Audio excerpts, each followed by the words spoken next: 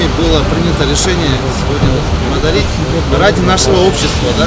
Эти ребята, они защищают нас, они всегда на страже правопорядка. И поэтому, я думаю, это будет хорошим примером для всех, кто сегодня смотрит нас. Давайте помогать нашему тоже, да, государству, нашей стране.